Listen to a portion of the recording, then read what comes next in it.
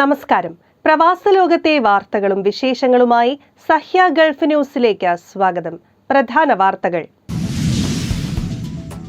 Parking നിയമം ലംഘിച്ചാൽ വാഹനം പിടിച്ചെടുക്കും. ഗതാഗത നിയമം കർശനമാക്കി UAE-യിലെ എമിറേറ്റ്. ഹജ്ജ് തീർത്ഥാടക മക്കയിൽ കുഴഞ്ഞു വീണു മരിച്ചു. കൊടും ചൂടിന് ആശ്വാസമായി മക്കയിലും മീനയിലും മഴ. UAE-യിൽ മഴയ്ക്ക് സാധ്യത. ഈദ് ആഘോഷത്തിരക്കിൽ ഖത്തർ. സമ്മാനങ്ങളുമായി ഖത്തറ സജീവം.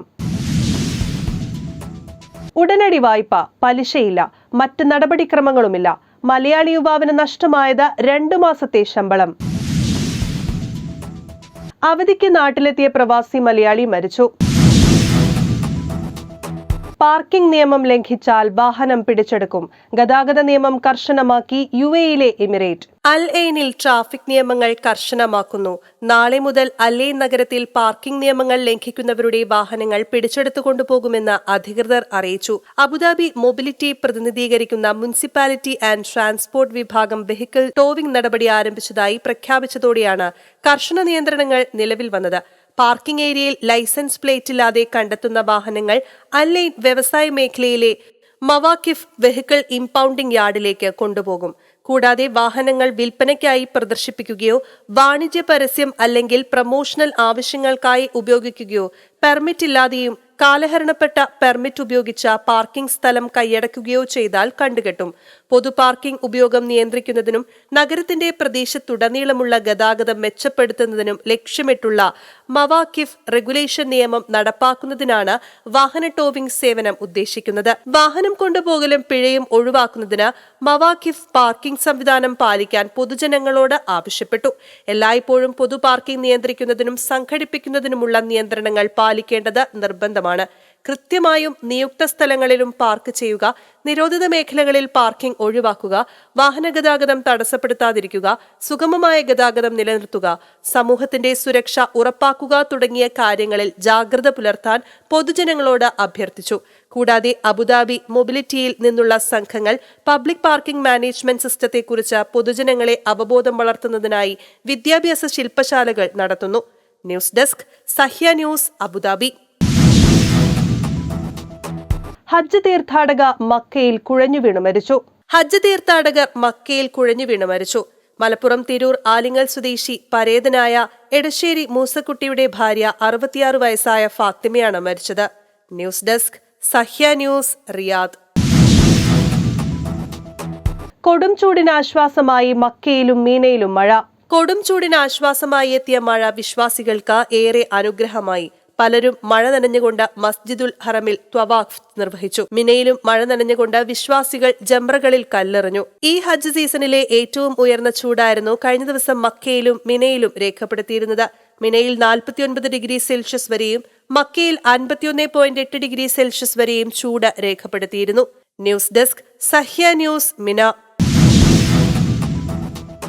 UAE-യിൽ മഴയ്ക്ക് സാധ്യത. ഇന്ന് UAE-യിൽ ആകാശം ഭാഗികമായി മേഘാവൃതമായിരിക്കുമെന്ന് നാഷണൽ സെന്റർ ഓഫ് മെറ്റീരിയോളജി അറിയിച്ചു. ഫുജൈറയിൽ പരമാവധി താപനില 49 ഡിഗ്രി സെൽഷ്യസ് ആയിരിക്കും. ഈർപ്പം സൂചിക 65%-ലെത്തും. മലയോരങ്ങളിൽ 21 ഡിഗ്രി സെൽഷ്യസ് വരെ താഴുമെന്നും NCM പ്രവചിച്ചു. ഇന്ന് അബുദാബിയിലും ദുബായിലും 47 ഡിഗ്രി സെൽഷ്യസ് വരെ എത്തും. ഞായറാഴ്ച രാജ്യത്ത് ഈ വർഷത്തെ ഏറ്റവും ചൂടേറിയ ദിവസം രേഖപ്പെടുത്തിയിരുന്നു. താപനില 49.4 ഡിഗ്രി സെൽഷ്യസിലെത്തി. കാലാവസ്ഥാ വകുപ്പിന്റെ കണക്കനുസരിച്ച് രാജ്യത്ത് ഏറ്റവും ഉയർന്ന താപനില രേഖപ്പെടുത്തിയത് അൽ എയ്നിലെ സ്വീഹാനിലാണ്. ഉച്ചയ്ക്ക് 2:45. കഴിഞ്ഞ ഞായറാഴ്ച താപനില 49.4 ഡിഗ്രി സെൽഷ്യസിലെത്തിയപ്പോൾ രാജ്യത്തിന്റെ ചില ഭാഗങ്ങളിൽ അന്ന് മഴയും പെയ്തു. വേനൽക്കാല കാലാവസ്ഥ ആരംഭിക്കുന്നതിനാൽ UAE-യിൽ കൂടുതൽ മഴ അനുഭവപ്പെടാൻ സാധ്യതയുണ്ട്. ഇന്ന് ഉച്ചതിരിഞ്ഞ കിഴക്കൻ തെക്കൻ മേഖലകളിൽ ആകാശം മേഘാവൃതമായിരിക്കുമെന്നും സംവഹന മേഘങ്ങളാൽ നേരിയ മഴയ്ക്ക് സാധ്യതയുണ്ടെന്നും കാലാവസ്ഥാ നിരീക്ഷണ കേന്ദ്രം റിപ്പോർട്ട് ചെയ്തു. നേരിയതോ മിതമായ കാറ്റോ പകൽ സമയത്ത് രാജ്യത്ത് പൊടിപടലത്തിന് കാരണമാകും. അറേബ്യൻ ഗൾഫിൽ കടൽ ചിലപ്പോൾ മിതമായതോ ഒമാൻ കടലിൽ നേരിയതോ ആയിരിക്കും. News desk, Sahya news, Dubai.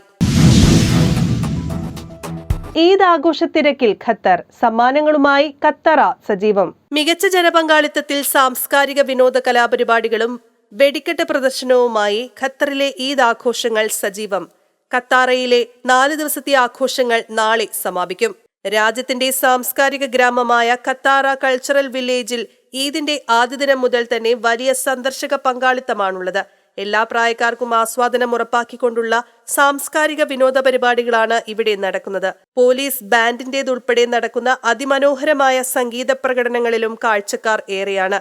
എല്ലാ ദിവസവും ഖത്താറ സ്ട്രീറ്റിലൂടെ വാഹനങ്ങളിൽ കടന്നുപോകുന്ന കുട്ടികൾക്കായി ഈദ് സമ്മാനങ്ങൾ വിതരണം ചെയ്യുന്നതും സന്ദർശകരെ ആകർഷിക്കുന്നുണ്ട്.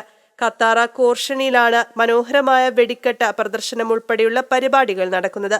ആഘോഷ പരിപാടികളുടെ അവസാന ഇനമായ വർണ്ണാഭമായ വെടിക്കെട്ട് പ്രദർശനം കാണാൻ വലിയ ജനത്തിരക്കാണ്.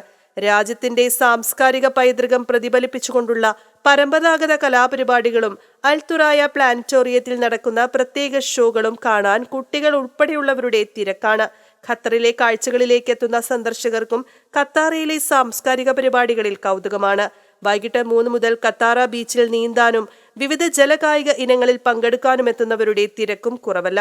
ഖത്താറയിലെ 4 ദിവസത്തെ ആഘോഷ പരിപാടികൾ 19-ന് സമാപിക്കും. ദോഹ തുറമുഖത്തും വ്യത്യസ്തമായ ഈദ് പരിപാടികൾ പുരോഗമിക്കുകയാണ്. പരമ്പരാഗത മാരിടൈം ബാൻഡുകളുടെ പ്രകടനവും കയാക്കിങ്ങും ഗെയിമുകളുമെല്ലാമായി നടക്കുന്ന തുറമുഖത്തെ ആഘോഷങ്ങളിലേക്ക് കുട്ടികളും കുടുംബവുമായി എത്തുന്നവർ നിരവധിയാണ്. സന്ദർശകർക്ക് തുറമുഖ നഗരത്തിലെ കാഴ്ചകളിലേക്ക് യാത്ര ചെയ്യാൻ ഗോൾഫ് കാർട്ടുകളുടെ സൗജന്യ സേവനവുമുണ്ട്. ദോഹ തുറമുഖത്തെ ആഘോഷങ്ങൾ 22 വരെയാണ്. മിഷറീബ് ഡൗൺ ടൗൺ ദോഹയിലെ ഈദ് ആഘോഷങ്ങളിലേക്ക് കൂടുതലും കുട്ടികളും കുടുംബങ്ങളുമാണ് എത്തിയത്. തത്സമയ വിനോദ പരിപാടികൾ, ട്രഷർ ഹണ്ട്, ഫേസ് പെയിന്റിംഗ് എന്നിവയാണ് മിഷറീബ് ഗല്ലേറിയയിലെ ആഘോഷ പരിപാടികളിൽ ചിലത്. ഈദ് ആഘോഷങ്ങളിൽ സൂഖ് വാക്കിഫും സന്ദർശകരുടെ ആകർഷണങ്ങളിൽ ഒന്നായിരുന്നു. അതേസമയം അൽ ഷഗബിലെ ഈദ് ആഘോഷങ്ങൾ ഇന്നു മുതൽ 20 വരെയാണ്. News desk, Sahya news, Doha. ഉടനടി വായ്പ, പലിശയില്ല, മറ്റ് നടപടിക്രമങ്ങളുമില്ല. മലയാളി യുവാവിന് നഷ്ടമായത് 2 മാസത്തെ ശമ്പളം. ഓൺലൈൻ തട്ടിപ്പുകാർ ദിവസം തോറും പുതിയ സൂത്രങ്ങളുമായി രംഗത്ത്. സമൂഹ മാധ്യമത്തിൽ പരസ്യം നൽകിയുള്ള വായ്പാ തട്ടിപ്പാണ് ഏറ്റവും പുതുതായി പുറത്തുവന്ന സംഭവം. വലിയ നൂലാമാലകളില്ലാതെ വായ്പയായി വൻതുക വാഗ്ദാനം ചെയ്യുന്ന കമ്പനി ആളുകളെ ബന്ധപ്പെട്ട് ഇതിന് മുന്നോടിയായി പ്രോസസ്സിംഗ് ഫീസായി ആദ്യം പണം നിക്ഷേപിക്കാൻ ആവശ്യപ്പെടുന്നു. തുടർന്ന് ഫണ്ട് റിലീസ് ചെയ്യാൻ മറ്റൊരു പേയ്മെന്റ് ആവശ്യപ്പെടും. ഇതെല്ലാം ചെയ്ത് ദിവസങ്ങളോളം കാത്തിരുന്നിട്ടും വായ്പ ലഭ്യമാകാത്തപ്പോഴാണ് പലർക്കും തട്ടിപ്പാണെന്ന് മനസ്സിലാവുക. മലയാളികളടക്കം ഒട്ടേറെ ഇന്ത്യക്കാർക്ക് ഈ കെണിയിൽ വീണ വൻതുകകൾ നഷ്ടപ്പെട്ടിട്ടുണ്ട്. ബാങ്കുകളുടെ നിയമാനുസൃത ഏജന്റുമാരായി വേഷമിടുന്ന തട്ടിപ്പുകാർ തൊഴിൽ രഹിതർക്കും ടൂറിസ്റ്റ് വിസയിലുള്ളവർക്കും പോലും വായ്പ വാഗ്ദാനം ചെയ്യുന്നു. പ്രോസസ്സിംഗ് ഫീസും മറ്റും എങ്ങനെയെങ്കിലും ഒപ്പിച്ചു കൊടുക്കുന്നതോടെ ഇര കൂടുതൽ കടക്കാരായി മാറുന്നു. ഇത്തരത്തിലുള്ള 20ഓളം കേസുകൾ ഒരു മാസത്തിനിടെ കൈകാര്യം ചെയ്തതായി സൈബർ കേസുകളുടെ നിയമവിദഗ്ധർ പറഞ്ഞു. മലയാളി യുവാവിന് നഷ്ടമായത് 2 മാസത്തെ ശമ്പളം. ഉമ്മുൽ ഖൈനിൽ ജോലി ചെയ്യുന്ന തൃശൂർ സ്വദേശി സുദേശ് മോഹന് 5000 ദിർഹമാണ് ഇത്തരത്തിൽ നഷ്ടപ്പെട്ടത്. ഫേസ്ബുക്കിൽ കണ്ട പരസ്യത്തിലെ നമ്പറിൽ ബന്ധപ്പെട്ടപ്പോൾ വായ്പ എങ്ങനെ ലഭ്യമാക്കണമെന്നതിനെക്കുറിച്ച് ഹിന്ദിയിലും ഇംഗ്ലീഷിലും മാർഗോപദേശം ലഭിച്ചു. നാട്ടിൽ വീട് നിർമ്മാണവും തുടർന്ന് സഹോദരിയുടെ വിവാഹവുമായി വലിയ തുക കടത്തിലായ കുടുംബത്തിന്റെ ഏക ആശ്രയമായ സുദേശ് വൻ തുകയാണ് വായ്പയായി ആവശ്യപ്പെട്ടത്. ഇതിനുള്ള നടപടികൾ പൂർത്തിയാക്കാൻ 5000 ദിർഹം 2 പ്രാവശ്യമായി അയച്ചു കൊടുക്കുകയും ചെയ്തു. പലിശരഹിതമായ വലിയ തുക കാര്യമായ നടപടിക്രമങ്ങളൊന്നുമില്ലാതെയാണല്ലോ ലഭ്യമാവുക എന്ന് കരുതി മറ്റൊന്നും ആലോചിക്കാതെ ജോലി ചെയ്യുന്ന സ്വകാര്യ കമ്പനിയിൽ നിന്ന് 500 ദിർഹം വീതം 10 മാസം ശമ്പളത്തിൽ നിന്ന് എടുക്കാനുള്ള ധാരണയിൽ 5000 ദിർഹം വാങ്ങി നൽകുകയായിരുന്നു. എന്നാൽ ഇതിനുശേഷം സംഘത്തിന്റെ യാതൊരു വിവരവും ലഭിക്കാത്തപ്പോഴാണ് തട്ടിപ്പാണെന്ന് തിരിച്ചറിഞ്ഞത്. ഓൺലൈൻ തട്ടിപ്പുകാരിൽ നിന്ന് സ്വയം പരിരക്ഷ ഉറപ്പുവരുത്തുക, ഉറവിടങ്ങൾ സ്ഥിരീകരിക്കുക, ലോണുകളോ ജോലിയോ വാഗ്ദാനം ചെയ്യുന്ന ധനകാര്യ സ്ഥാപനത്തിന്റെയോ കമ്പനിയുടെയോ നിയമസാധുത എപ്പോഴും പരിശോധിക്കുക.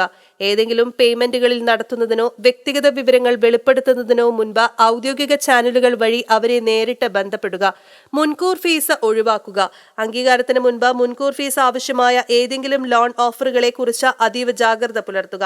സംശയാസ്പദമായ എന്തെങ്കിലും കണ്ടാലോ അറിഞ്ഞാലോ റിപ്പോർട്ട് ചെയ്യുക.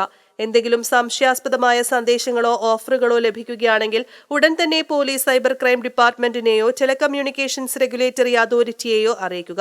വഞ്ചനാപരമായ പ്രവർത്തനങ്ങൾ ട്രാക്ക് ചെയ്യുന്നതിനും അടച്ചുപൂട്ടുന്നതിനും റിപ്പോർട്ടിംഗ് സഹായിക്കും. അക്കൗണ്ട് അപഹരിക്കപ്പെട്ടാൽ ഉടൻ ബാങ്കുമായി ബന്ധപ്പെടുക. ലിങ്കുകളിൽ ക്ലിക്ക് ചെയ്യുന്നത് ഒഴിവാക്കുക. ആവശ്യപ്പെടാത്ത സന്ദേശങ്ങളിലെ ലിങ്കുകളിൽ ക്ലിക്ക് ചെയ്യുന്നതിൽ അതീവ ജാഗ്രത പുലർത്തുക. നിങ്ങൾക്ക് ഉറപ്പില്ലെങ്കിൽ നേരിട്ട് ഔദ്യോഗിക വെബ്സൈറ്റിലേക്ക് പ്രവേശിക്കുക. News desk, Sahya news, Dubai. അവധിക്ക് നാട്ടിലെത്തിയ പ്രവാസി മലയാളി മരിച്ചു. വാർഷികാവധിക്കായി നാട്ടിലെത്തിയ മലയാളി യുവാവ് നിര്യാതനായി. ദമാമിലെ ഫുട്ബോൾ സംഘാടകനായ മുഹമ്മദ് ഷബീറാണ് അസുഖം മൂലം മരിച്ചത്. മഞ്ഞപ്പിത്തം മൂർച്ഛിച്ചതിനെ തുടർന്ന് കോഴിക്കോട് മിംസ് ആശുപത്രിയിൽ ചികിത്സയിൽ തുടരവെയാണ് മരണത്തിന് കീഴടങ്ങിയത്. മുഹമ്മദ് ഷബീർ 10 വർഷത്തോളമായി ഇസാം കബാനി കമ്പനിയിൽ അക്കൗണ്ടന്റായി ജോലി ചെയ്തു വരികയായിരുന്നു. കുടുംബത്തോടൊപ്പം ദമാമിലായിരുന്നു താമസം. പ്രമുഖ ഫുട്ബോൾ ക്ലബ്ബായ ദമാം മാഡ്രിഡ് FC ട്രഷറർ സ്ഥാനം വഹിക്കുകയായിരുന്നു. വഴിക്കടവ് പുന്നക്കൽ സ്വദേശി വൽപ്പറമ്പൻ അബൂബക്കർ ഷാഹിന ദമ്പതികളുടെ മകനാണ്. ഷഹാമയാണ് ഭാര്യ. LKG വിദ്യാർത്ഥി മുഹമ്മദ് ഷെസിൻ മകനാണ്. ഷബീറിന് ഒരു സഹോദരിയുണ്ട്. ഷബീറിന്റെ മരണത്തിൽ Dammam Indians football association, Madrid FC, ഡിഫയിലെ മറ്റു ക്ലബ്ബുകൾ അനുശോചനം രേഖപ്പെടുത്തി.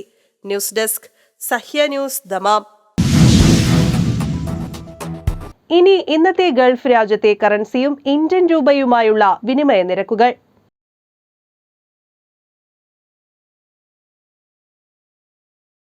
ഇന്നത്തെ ഗൾഫ് ന്യൂസ് ഇവിടെ പൂർണ്ണമാകുന്നു. ഗൾഫ് ന്യൂസ് വീണ്ടും നാളെ ഇതേ സമയം. നന്ദി, നമസ്കാരം.